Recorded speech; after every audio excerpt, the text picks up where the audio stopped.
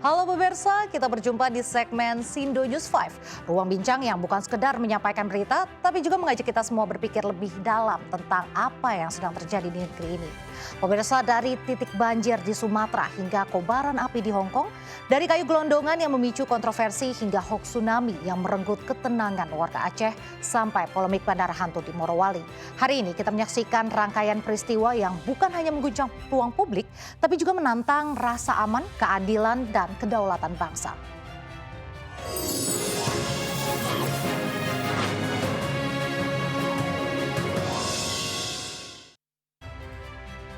Jauh dari hingar-bingar Jakarta, Presiden Prabowo Subianto terbang pagi-pagi sekali sekitar jam 6 membawa misi kemanusiaan yang sangat pribadi. Bayangkan, pesawat kepresidenan itu bukan sekedar mengangkut rombongan, tapi membawa harapan bagi ribuan saudara kita di Sumatera yang sedang terendam air mata dan lumpur. Ia mendarat di Silangit, Tapanuli Utara, lalu melanjutkan perjalanannya ke Sumatera Barat hingga Aceh. Presiden datang bukan untuk sekedar cek, tapi untuk menatap langsung mata korban, merasakan dinginnya air yang merendam rumah mereka. Ini adalah pesan emosional, Anda tidak sendiri. Jadi apa yang sedang dilakukan di sana? Presiden ingin memastikan bantuan itu sampai bukan besok, tapi hari ini, sekarang. Beliau sedang mengecek setiap logistik yang dikirimkan, memastikan janji pemulihan itu benar-benar terlaksana. Kehadirannya di garis depan bencana adalah wujud tanggung jawab moral tertinggi. Ini adalah momen personal bagi seorang pemimpin di mana seragamnya ditanggalkan dan yang tersisa hanyalah kepedulian. Kita berharap sentuhan langsung dan koordinasi cepat yang dilakukannya di Sumatera Utara, Sumatera Barat, dan Aceh ini benar-benar bisa mempercepat langkah besar kita bersama untuk bangkit dari bencana. Pemirsa, mari kita lihat gambar berikut ini. Inilah yang membuat air mata warga Tapanuli Selatan, Tapanuli Tengah, dan Sumatera Barat serta Aceh bercampur dengan amarah. Detik-detik banjir bandang ini terekam amatir dan langsung viral. Di antara deru air yang menelan rumah, kita melihat banyak sekali kayu-kayu gelondongan besar hanyut terbawa arus. Secara visual, ini mengerikan. Dan pertanyaan besarnya adalah, dari mana asalnya kayu-kayu ini? Warganet spontan menunjuk satu pihak, pembalakan liar. Karena ironisnya, banjir terjadi di wilayah yang seharusnya dilindungi. Namun yang menarik, Kementerian Kehutanan langsung membantah. Mereka mengklaim kayu-kayu yang hanyut itu bukan hasil illegal logging, melainkan pohon-pohon tua yang memang tumbang kalah melawan derasnya air bah. Tapi tunggu dulu, cerita ini belum selesai. Bantahan dari Jakarta, yaitu justru direspon dengan keraguan dari lapangan. Bupati Tapanuli Tengah secara emosional meyakini bahwa kayu-kayu gelondongan itu memang berasal dari aktivitas illegal logging. Pertanyaan ini menciptakan kontradiksi tajam dan menguatkan kecurigaan publik. Di tengah duka dan lumpur yang melanda, kini muncul kontroversi besar. Apakah bencana ini murni alam atau justru ulah tangan manusia yang rakus? Sementara Kementerian Hutan berjanji akan tetap melakukan penyelidikan untuk memastikan kebenaran, mata dan hati kita semua kini tertuju ke lokasi bencana Sumatera menunggu jawaban yang jujur. Jadi pembabatan hutan di daerah perbukitan juga ya, kayu-kayu ditebangin, kemudian lahannya diganti tanaman sawit. Nah itu kemarin beberapa kita tindak dan sekarang sedang kita buatkan moratorium untuk penghentian tanaman sawit di kawasan perbukitan. Kami juga intens koordinasi sama Dinas Kehutanan Provinsi Sumatera Utara, namun mereka juga mengalami kendala untuk mobilisasi personil dan lain sebagainya. Keterbatasan yang dimiliki oleh UPD Dinas Kehutanan Provinsi Sumatera Utara yang ada di Tapanuli Tengah. Oke, tapi intinya bahwa kayu yang mengalir di sungai itu bisa dipastikan itu illegal logging ya? Saya pastikan ilegal. Kalau ada bisa butuh bantuan ke internet, kemudian itu bantuan genset karena juga listrik mati. Kemudian yang lainnya adalah bantuan untuk pengungsi, makanan, pakaian, tenda. Saudara, sesaat setelah bencana banjir melanda, ketenangan warga pesisir Kabupaten Pidi Jaya Aceh kembali diusik oleh ketakutan yang amat personal. Coba Anda bayangkan apa yang terjadi. Isu bohong atau hoax tentang air laut naik dan akan terjadi tsunami mendadak menyebar luas. Yang terdampak ratusan warga yang baru saja menghadapi banjir. Seketika panik, mereka berhamburan berlari keluar rumah.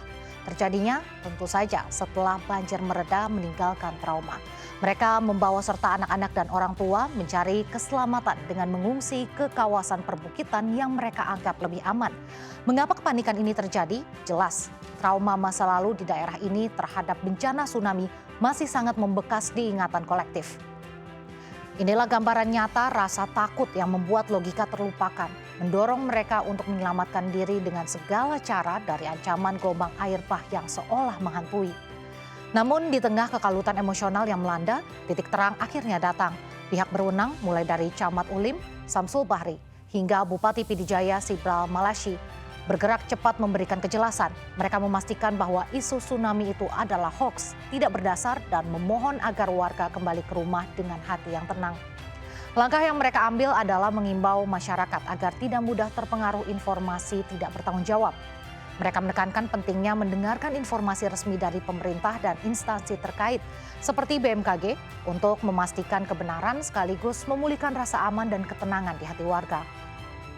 Kejadian ini adalah peringatan keras bagi kita semua tentang bahaya hoax yang bisa memicu kepanikan massal bahkan di tengah kondisi pemulihan pasca bencana.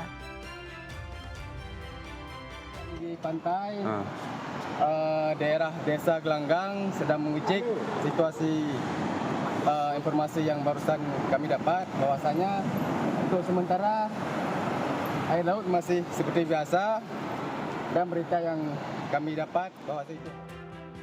Pemirsa, sebuah duka mendalam menyelimuti Taipo, Hong Kong setelah kebakaran hebat melanda 7 gedung apartemen di permukiman Wang Fuk Court.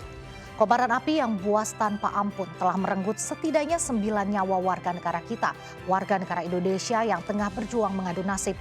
Mereka adalah para pekerja migran Indonesia sektor domestik, pahlawan devisa yang kini pulang tinggal nama. Selain itu, 3 WNI lainnya juga tercatat mengalami luka-luka.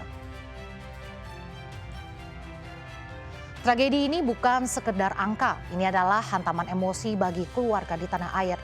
Otoritas Hong Kong masih terus menyelidiki pemicunya, sementara relawan lokal bergerak cepat. Kita melihat kesedihan, kepedihan, dan perjuangan personal di tengah puing-puing sisa amukan api.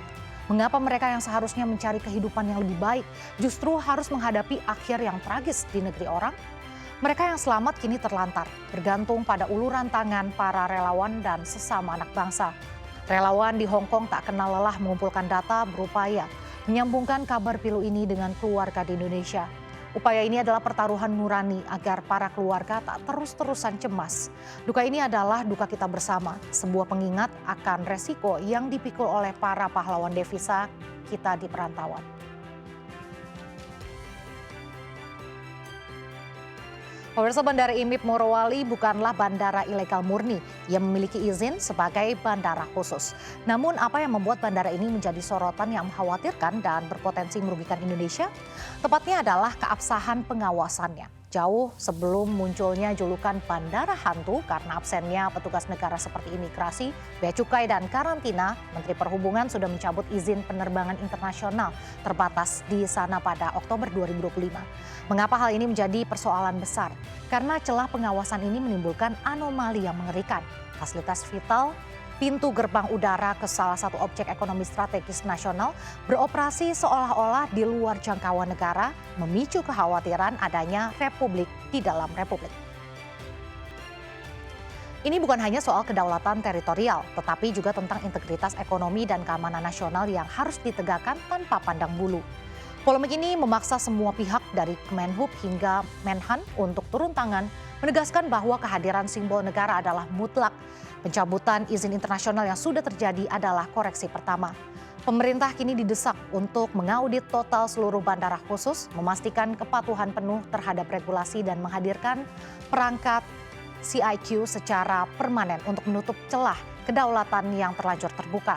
Kita tidak bisa membiarkan kemudahan logistik industri strategis yang seharusnya menguntungkan Indonesia justru menjadi bumerang, mengorbankan pengawasan dan menciptakan persepsi bahwa hukum negara bisa diabaikan.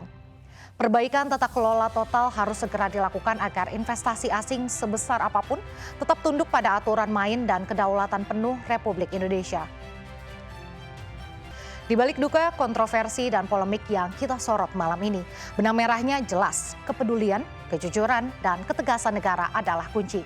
Dari Sumatera hingga Hong Kong, dari pesisir Aceh hingga Morowali, kita belajar bahwa bencana, hoax, tragedi, dan celah kedaulatan hanya bisa dihadapi dengan solidaritas dan tata kelola yang tegak.